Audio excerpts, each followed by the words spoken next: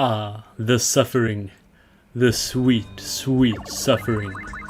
Castlevania Chronicles on the PlayStation 1.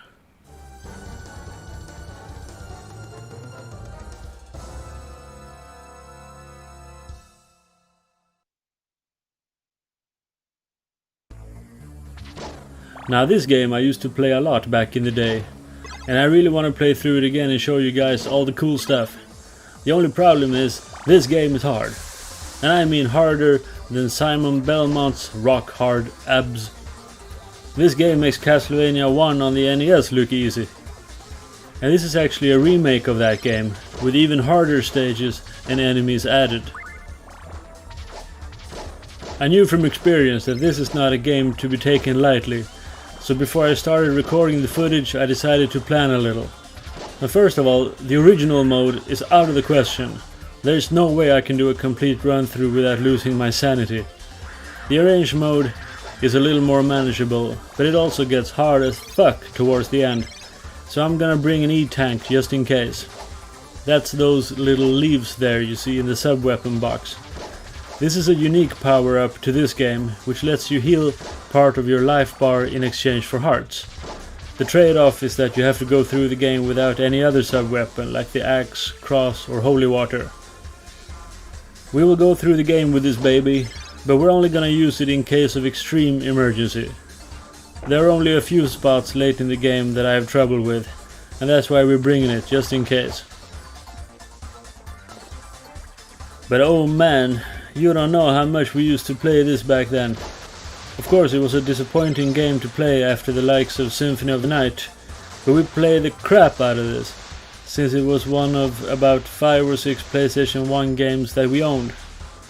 And we didn't just beat it, I mean we time attacked it, before speedruns was even a thing. Let me explain. After you beat the game, you unlock something called time attack. Now what this mode does is that it lets you choose a stage and then play through it with a timer. And after you beat it, the game saves your time so you can compare with your friends. My best friend and I got totally obsessed with this mode, and we would play it over and over and over just to shave off half a second on the timer.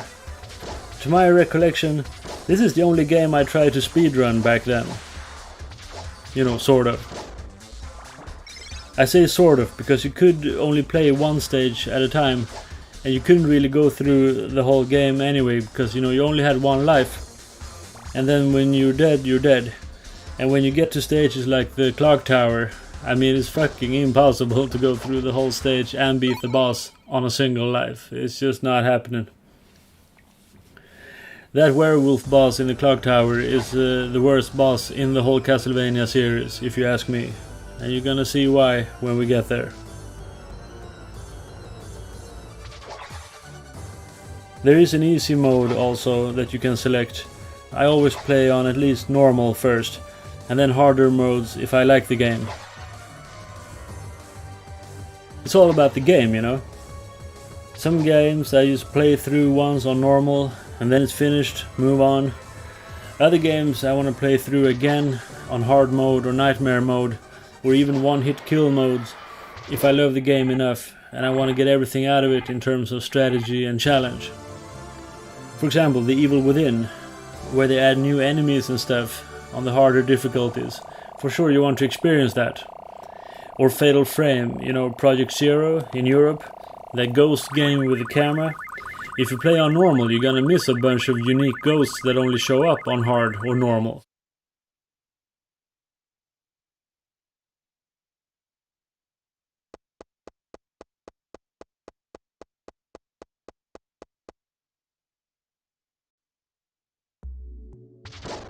Now this game, Castlevania Chronicles, I like it, but I don't love it.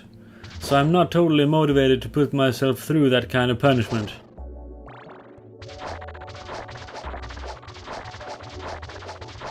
It's not one of my favorite Classicvanias, although it has some cool things that we're going to look at. Most of it happens in the background of the stages, actually. I'll show you what I'm talking about later.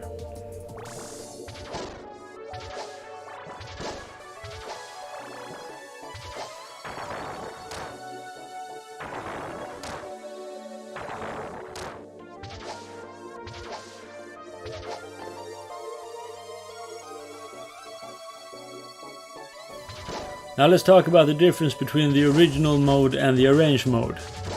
The original mode has knockback, like the old NES games, so when you take a hit, you can get knocked off platforms and die. This is removed in the arranged mode. Instead of getting knocked back, you get knocked upwards, so you land back where you stood.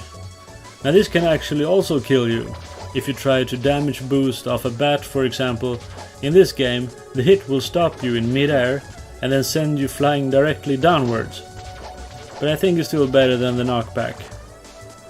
They also changed some of the graphics. Simon Belmont looks better, although strangely purple, compared to the 50 Shades of Brown Belmont in the original. And they also changed the sprite for Dracula, at least the first form. And of course the music is remixed, with varying results. Some of it better, some of it a little too upbeat for my taste. This game was originally released in 1993, but only in Japan, for some weird computer that no one outside Japan ever heard about. So this game was actually made after Super Castlevania 4 on the SNES, although you wouldn't believe it from looking at it. This game has much stiffer controls, you can only whip straight or down, and some of the graphics are just pretty ugly. Oh wait, let's check out this section. This section is actually really dangerous.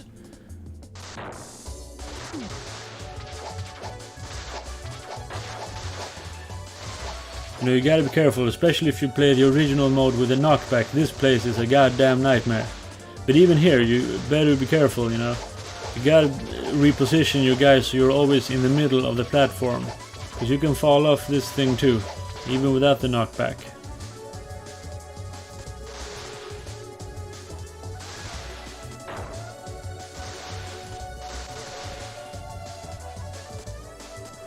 Pretty dangerous section, you know, this is only stage 2, right? And now we're gonna fight this dragon.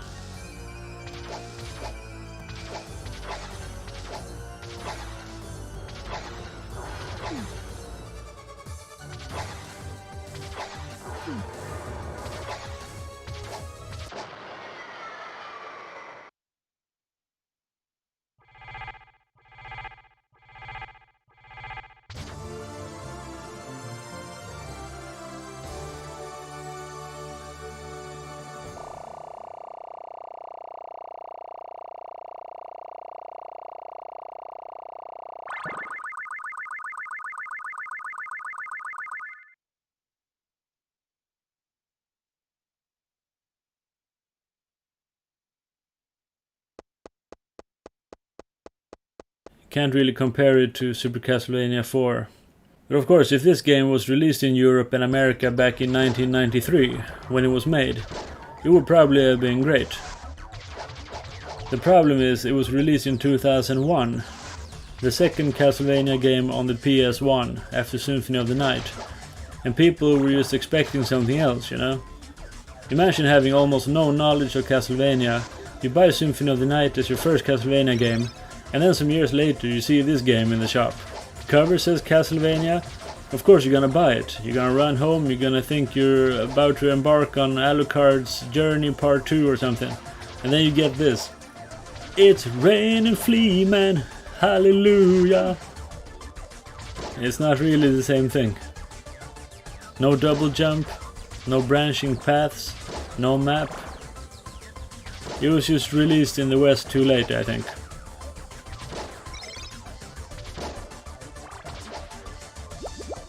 But if you like the old classic Vanias for the NES and SNES, then it's pretty great. It has everything you would want from a classic Vania. I just think they went a little too far with the difficulty on some of the bosses. And many stages are just trial and error memorization, things you can't avoid during the first playthrough, like the cogs in the clock tower. So if you have a short temper and you're prone to violent outbursts, you may want to give this game a miss. I mean, this game can inspire some serious rage. Even a Buddhist monk would shout "fuck" and throw his teacup at the wall. So why are we playing it then? Well, the game has some great stages and music. And overall, when you manage to overcome the worst parts, it's actually pretty enjoyable.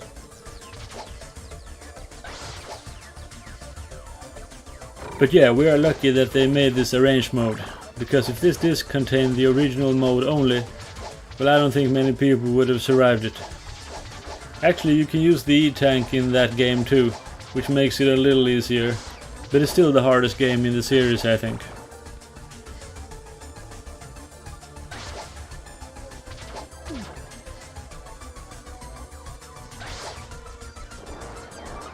Alright, so we are heading into the underground here.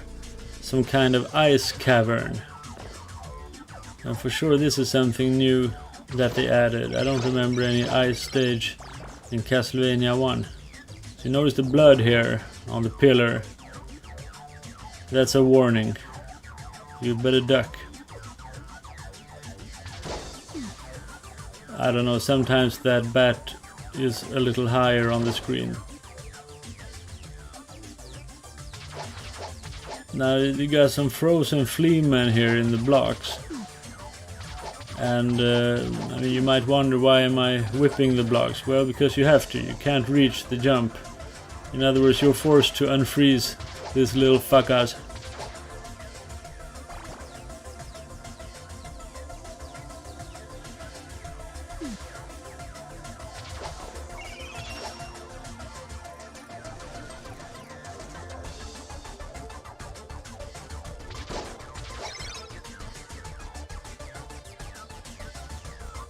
Alright, we are approaching the boss, and this boss is a little bit special in the sense that when he attacks you, he doesn't only attack your health, he can also attack your sub-weapon ammo, or you know, the hearts. Which is pretty weird. I don't know any other boss who does that.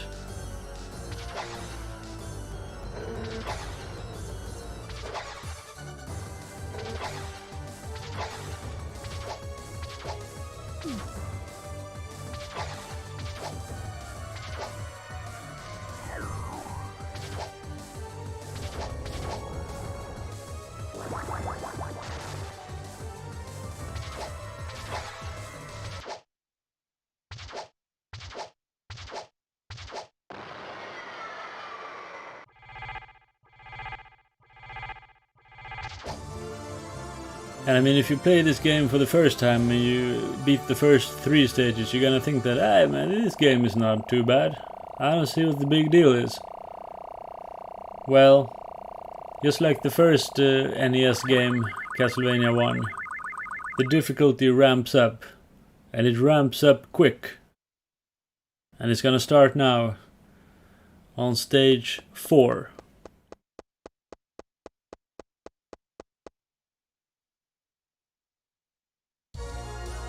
This stage actually looks a lot like stage 2 on the NES Castlevania. It has many similar sections, like the Medusa heads and spikes going up and down. Same boss too, Medusa, although she is a lot worse in this game.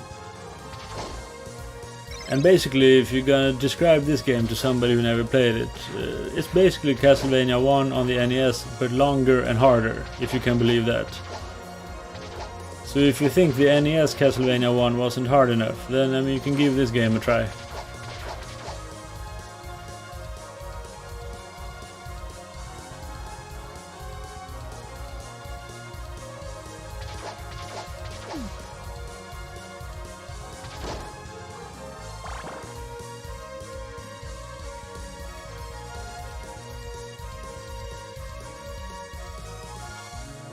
There's a secret room here.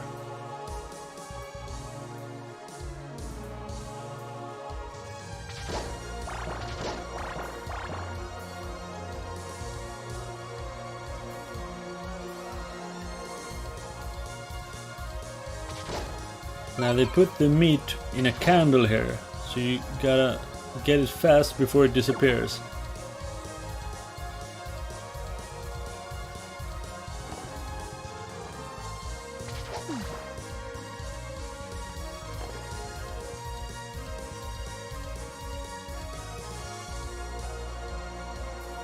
This statue is actually crying bloody tears, which grow up to be red skeletons, which is pretty cool. It's like in the background of Haunted Castle, you have a painting crying bloody tears. What the hell are bloody tears anyway? I never thought about it. It just sounds kinda cool. Do vampires cry blood maybe? I don't know, is that part of the lore? Well, it's cool anyway.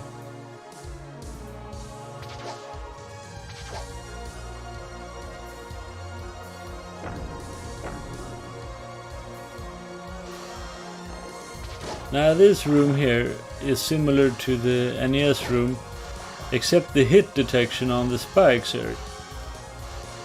In this game you basically have to walk a little earlier, so you graze the spikes a little bit. It's okay in this game, you can graze the spikes without anything happening. It's also not a one-hit kill. On the NES part 1 you have to stay well clear of the spikes, you know. You have to make sure that there is a lot of space between Belmont's head and the spike's edge.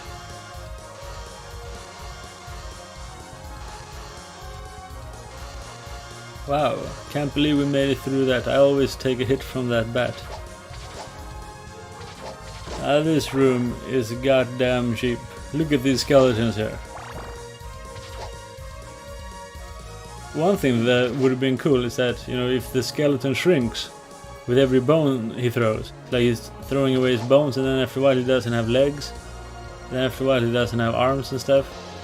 That would be cool.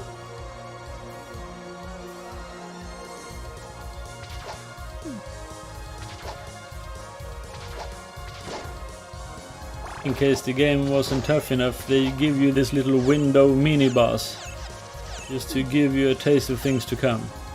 Now if you go into the boss like this, you're fucking dead. Luckily there's a wall meat here.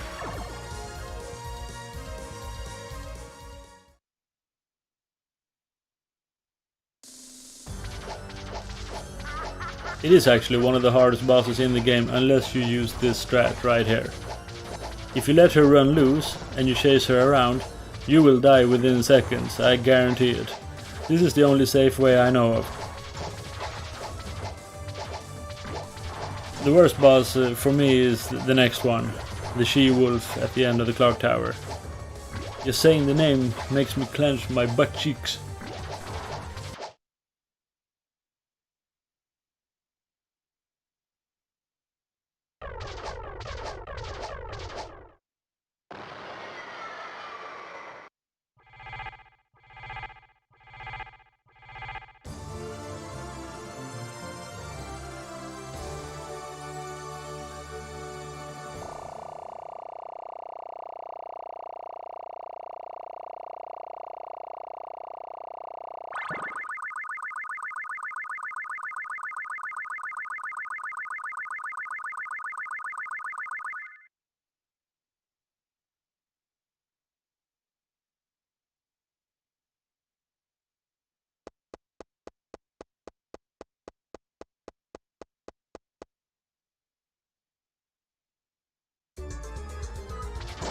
Alright, so here we are at the clock tower stage.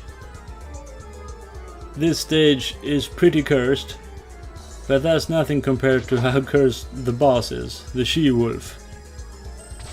One of the hardest bosses in the whole series.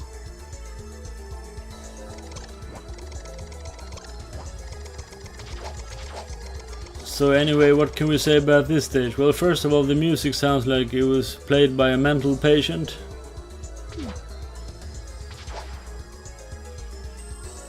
You got these rotating platforms, you gotta be pretty careful with those.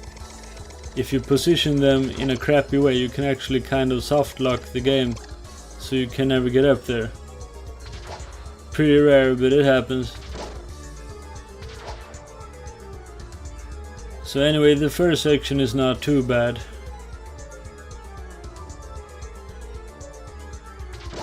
Here they're gonna place a trap. You're gonna whip this guy fast and then turn around, whip this one, keep ducking because there's another one shooting.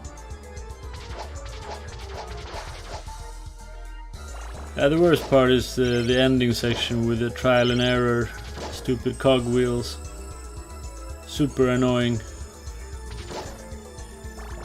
I mean, this is a stage that you can play 20 times over and still fuck up. You have to reach like a level of concentration beyond human comprehension.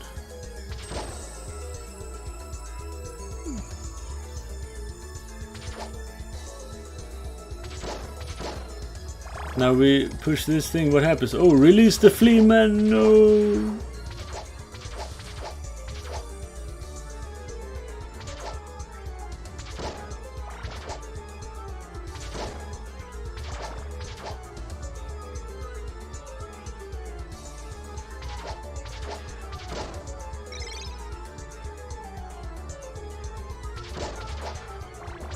Music sucks so hard it makes me feel pukey. Now this section here is the last section before the boss, but it's filled with so much bullshit. You gotta be careful because you can't touch those cogs or you're gonna take damage. Of course we are being attacked by flying eyeballs. Now keep in mind that we don't have any upwards attack. We can only whip forward.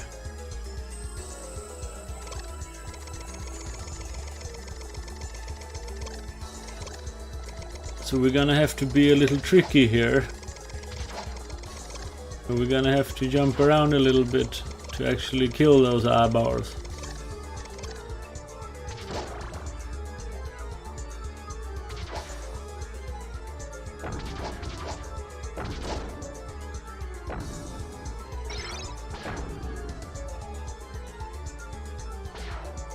I think the bone pillars are ugly. It looks like a kid drew them. I don't know what's up with that.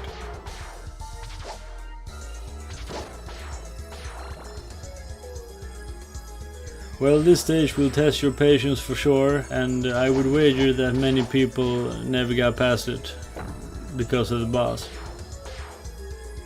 It's a major roadblock, no doubt about it.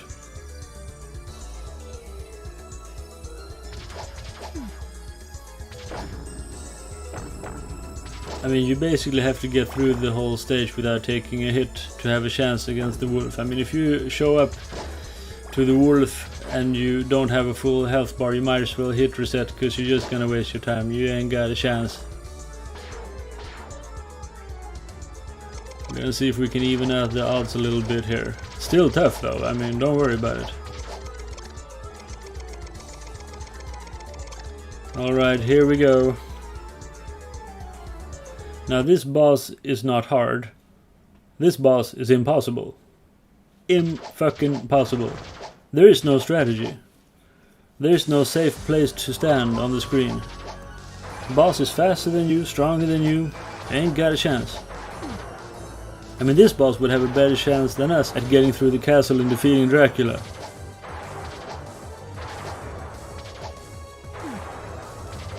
The only strat I know of is to go berserk, jump around, and whip everything, is hoping that you hit a few of those projectiles. Well, if you get unlucky, you get a bad pattern. If you get a bad pattern, you're gonna be dead inside 5 seconds. Believe me. So that's why we brought the E-tank here, just in case. Because you never know what's gonna happen. It's so fucking unfair. And then towards the end, the wolf will start using one of the hands from the clock to attack. This phase is not too dangerous, thank God. But you never know how long it's gonna take. Because the wolf can keep jumping around and, you know, even after using up all the numbers on the watch, it can start using like other parts, like the edges and stuff, as you can see in the background. That shit can go on forever.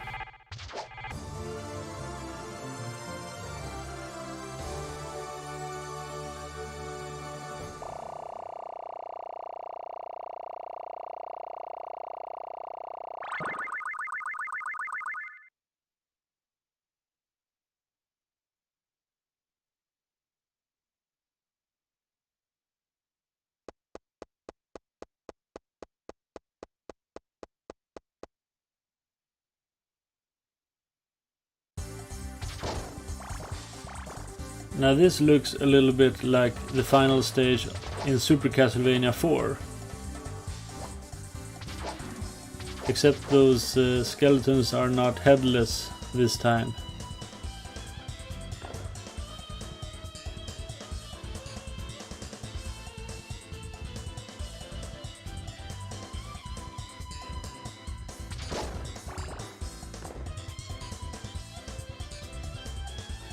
You were expecting a crumbling bridge with bats? No, no, no, I got good news. It's a crumbling bridge with Medusa heads.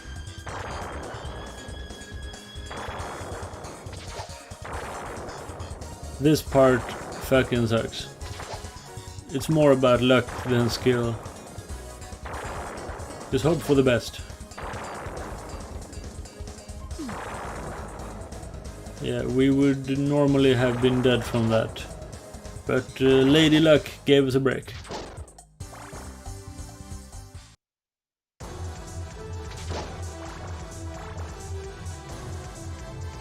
Now this is a new section, obviously, and I'm not sure what is up with this. I guess this is the toy chamber.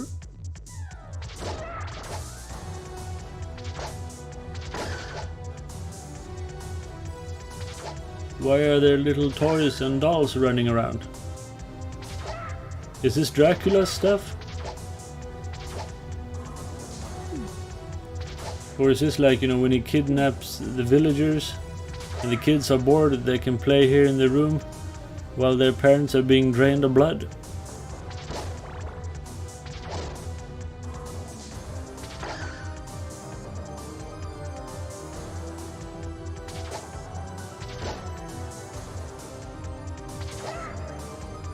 It looks a little more like Mega Man than Castlevania.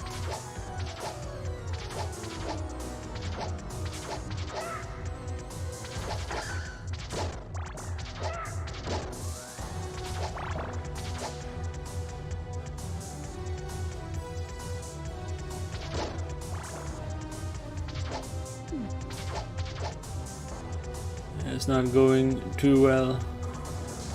Without sub-weapons, you are pretty ill-equipped to survive this. You know, you need the axe or something to hit upwards. We are pretty limited. But that's the price of having the E-tank.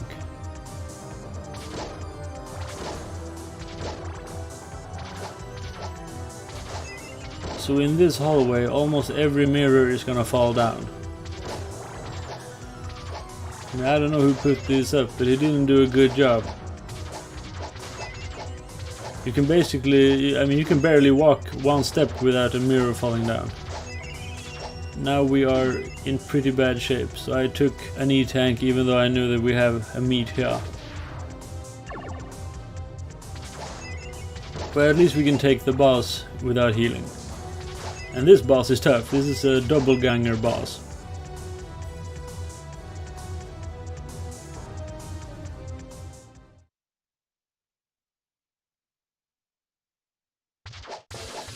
Now this boss is one ugly bastard, and he'll whip your fucking ass to shreds if you don't know what you're doing.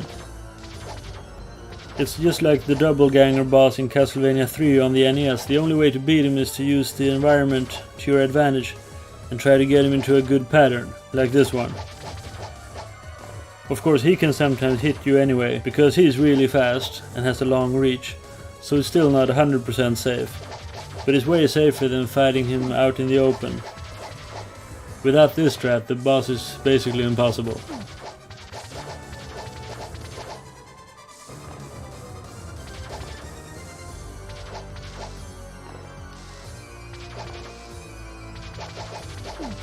Fuck that guy.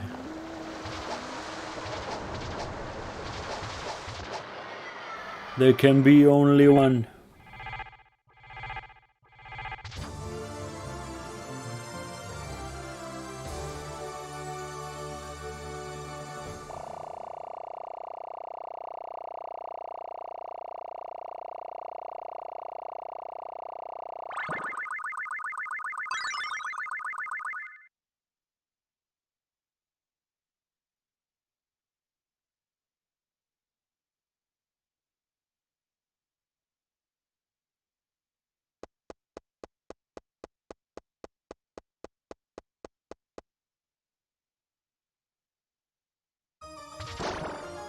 Now this stage, I mean, oh my god. This is the most disturbing stage in the whole Castlevania series. It's actually quite shocking when you realize what's going on. First of all, take a look at the background. See those prisoners reaching out for help? That's likely villagers that have been kidnapped by Dracula's minions. And in case you're curious what kind of fate awaits them, well, just keep watching, you're gonna find out.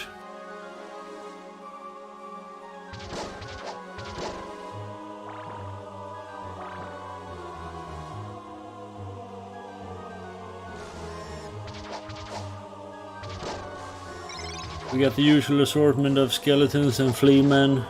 And then this thing. What the fuck is this? You can whip it a couple of times and then he will charge you.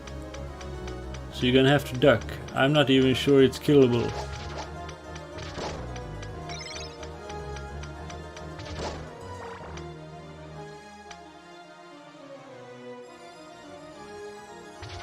Yeah, this room is pretty dangerous. Cheap-ass skeletons, you know, just hiding up there.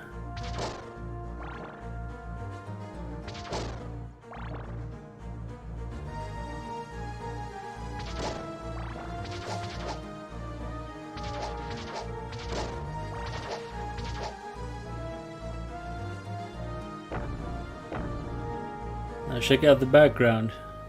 Got some naked dudes just strung up on the wall. Here they reverse the pattern. Now it's a duck, walk, duck. So that's the opposite of the pattern it was before. And here we have some jump rope action.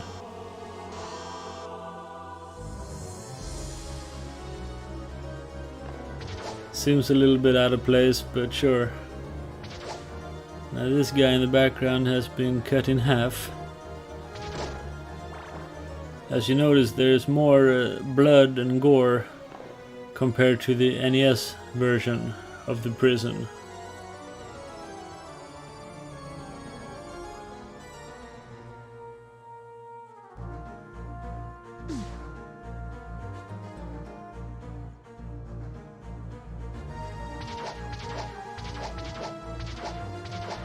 These knights are not brave at all. Basically a bunch of chicken shits.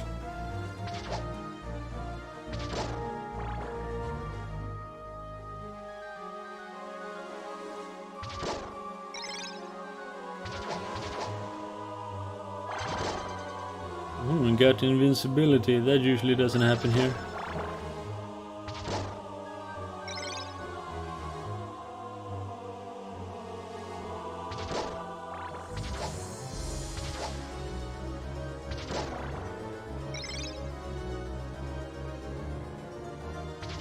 Now you remember those prisoners we saw at the start of the stage? Yeah, this is where they end up. Dissected like animals. It's a total slaughterhouse. Hanging naked from the ceiling, heads cut off, skin peeled off. I mean, this is pretty sick stuff. I wonder what Nintendo would have said about this if they wanted to put it in the NES game. Anyway, this stage gives me the creeps. Kinda looks like that arcade game Schiller. Don't know what it is? Do yourself a favor, don't Google that, okay? Just trust your Uncle David.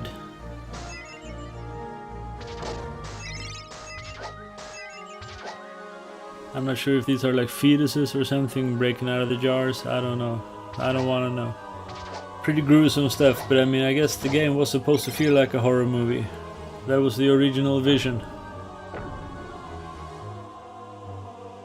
I should also mention that for some reason this stage has a real short timer.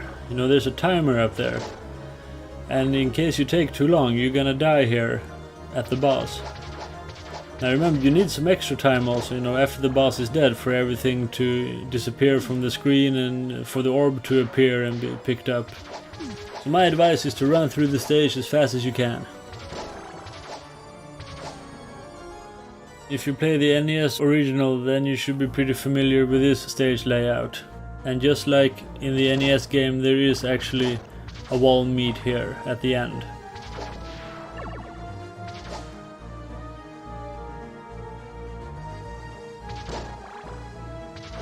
Ah, now what's this?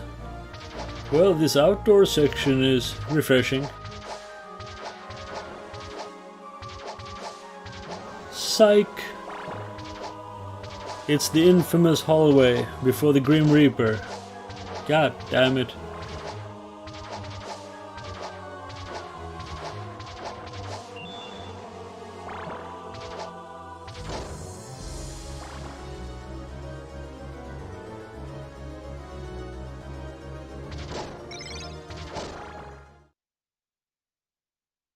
I guess you all know who the boss is gonna be. And here he is, the Grim Reaper. And he makes the Reaper from the NES look fucking easy. I mean, this is one boss they really should have toned down, not crank up. He's borderline impossible because of his fast movement and random attacks. Without a good sub-weapon, we're just gonna have to tank a couple of hits.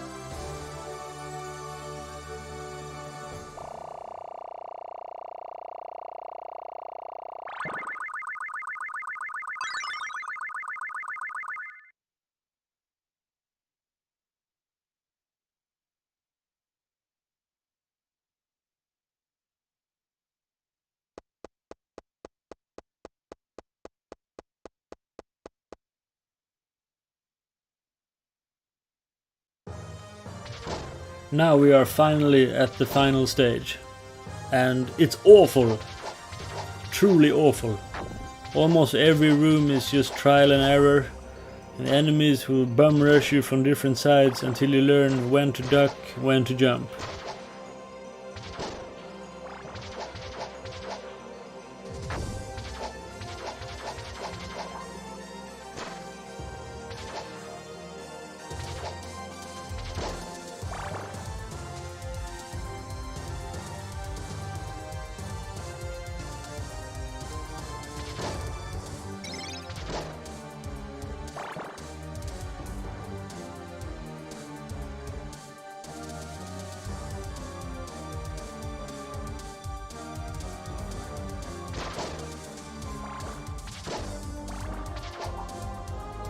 Yeah, these knights are the main enemies on this stage, carrying different weapons. I guess this is like Dracula's last line of defense. Fucked up the timing.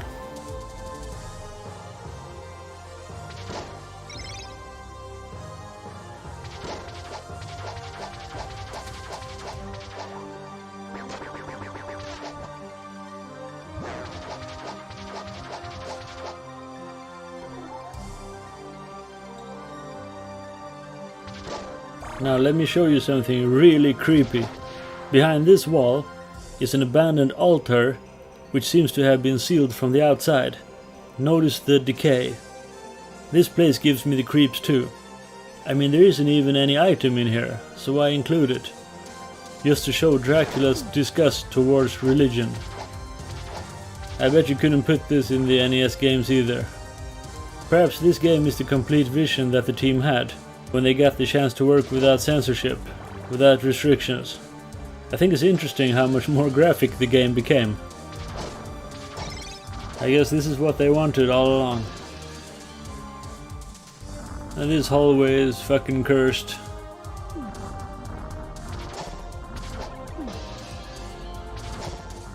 There's not a whole lot you can do, just run through it.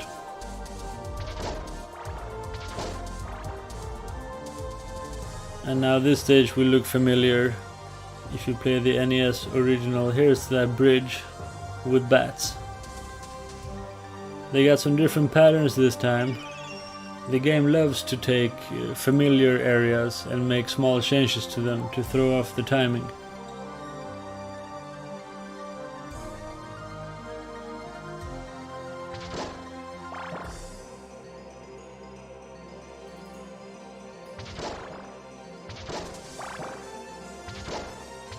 Now here we have the vampire Maids. I guess this is Dracula's real last line of defense. These maids can get pretty dangerous sometimes, depending on what kind of attacks they have.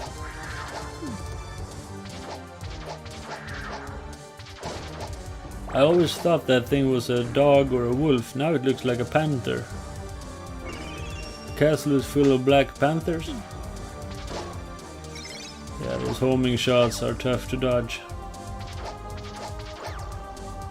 But we are so close to the end. Just want to keep going.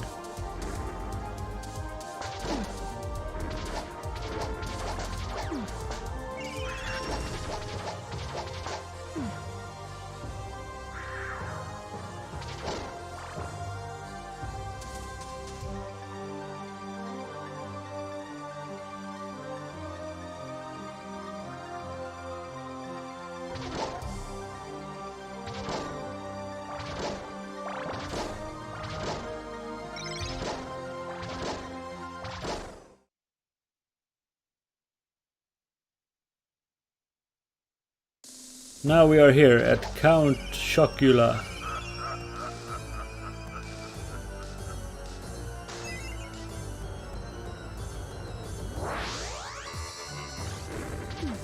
Of course, after Medusa and the werewolf and death, you would assume that they made this Dracula impossible too.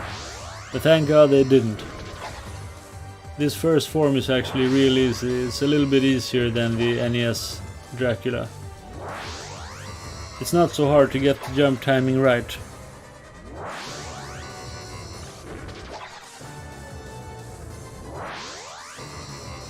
Seems that the spawning, the teleport is a little more generous too. It doesn't usually appear right on top of you.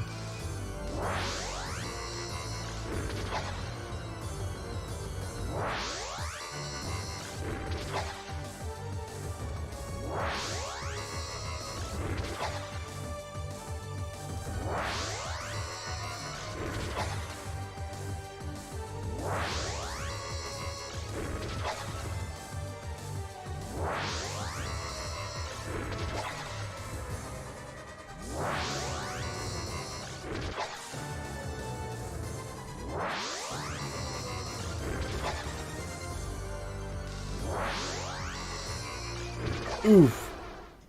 Now that's what I'm talking about.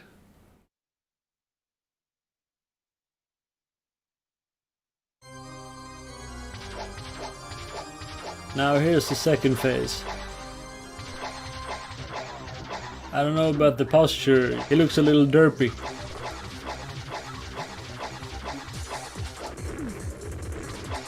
But just hit him as fast as you can.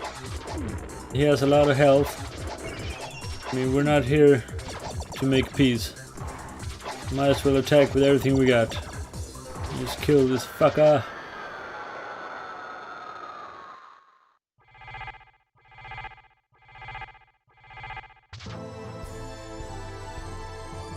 So we beat the game.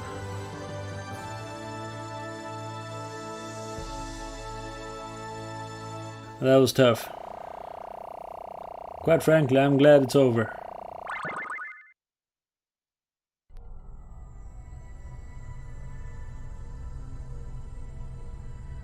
Yeah, it seems they added a cutscene here.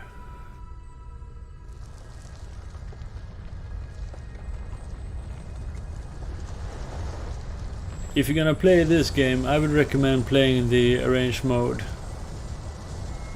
Unless you want like a really tough challenge, then you should play the original mode. But I must warn you, the original mode is borderline impossible to beat. It makes the Castlevania 1 and 3 on the NES look like nothing. And that means something. I mean, if you play those games, you know what I'm talking about. If you like the video, don't be afraid of the subscribe button. Then I'll give you more Castlevania playthroughs to watch in the future, as well as music arrangements from the Castlevania games. This is David at CASTLEVANIA, signing out.